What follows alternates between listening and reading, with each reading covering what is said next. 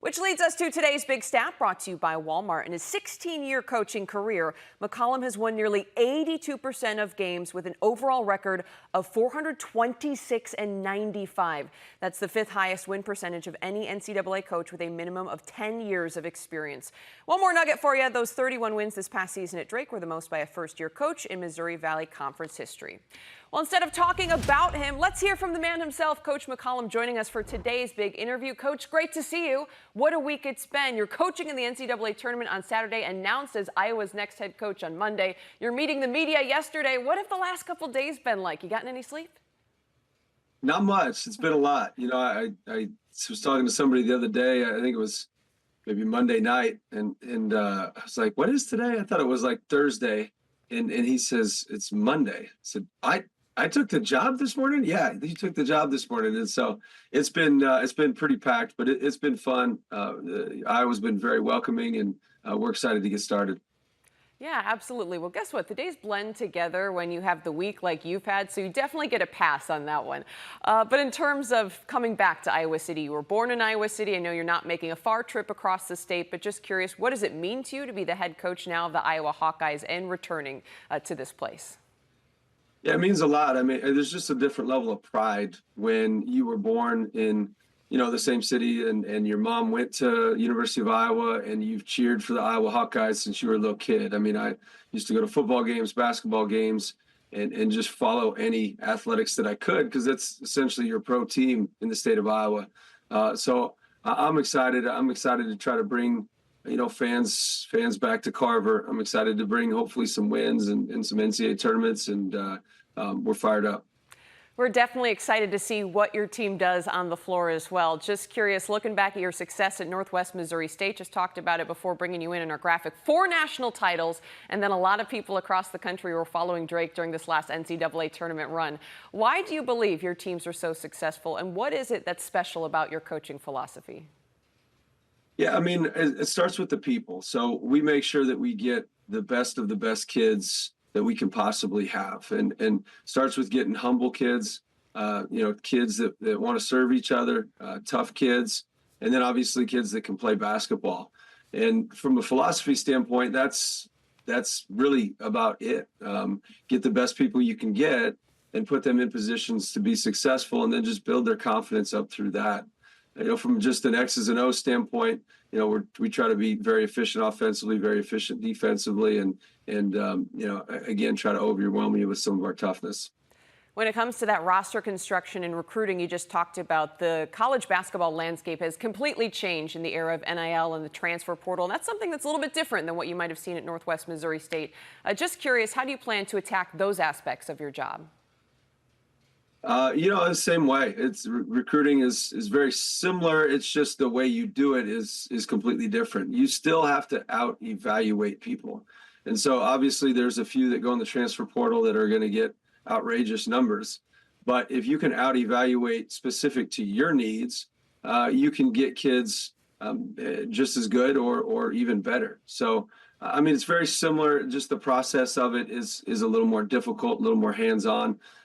But it also doesn't last for 6 months. It's a month long of just attack it, and we're attacking it right now, and hopefully we'll get some good ones.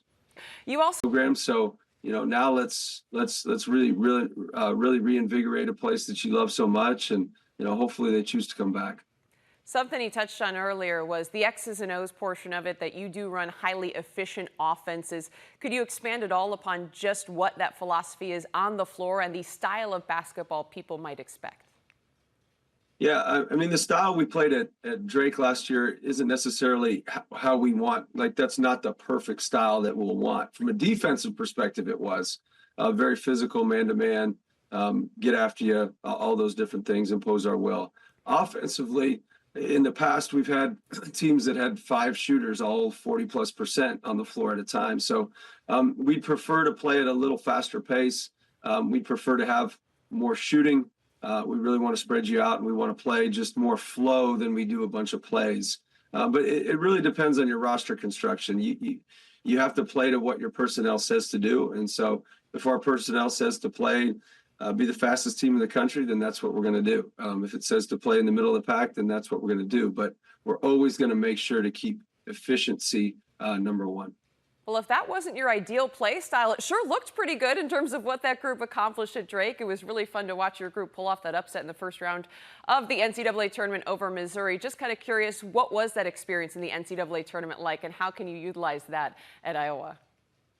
Oh, it was awesome. It was cool. You just got to see the work that our kids did, and they were able to be rewarded by it or for it. And you show up, and they make you feel big time, and you're on CBS, and yeah, I didn't get to hear the music associated with it, but usually you get to hear the music. Everyone knows. So, I know. I need to go back and watch that game, so I'll try not to watch that second game, but I'm gonna watch the first. I haven't had an opportunity to do it, but I'm certainly going to do it here shortly. Well, not long after your playing career, you almost immediately got into coaching. Why? What was it that drew you into this profession to start?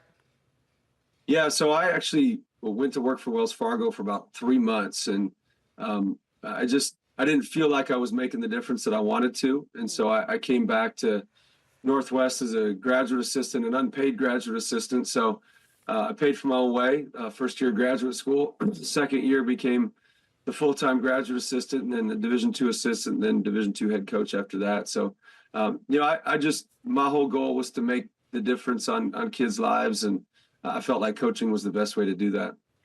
Quite a bit of money, and any other profession, you have to dress up, you have to dress appropriately, and you have to look like a professional. And so I'm not saying other coaches don't look professional. I just always felt like that was the best way to show that. Well, you know what? You look good, feel good. That's what it's all about. Well, Carver Hawkeye has some great crowds. That's one of the things that stands out to me every time I go cover a game there. It is so loud. What are you most looking forward to when it comes to interacting with this fan base?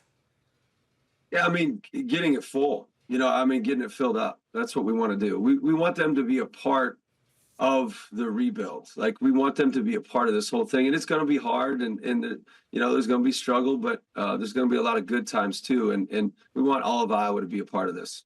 Awesome. Any last message before we let you go for Iowa fans or just Big Ten basketball fans from you? No, I'm just excited to get started, and obviously the real work starts now, but I appreciate you having me on, and go Hawks. Well, Coach, we appreciate you. Best of luck in the upcoming season. We're looking forward to seeing what you accomplish. Thank you. Appreciate it.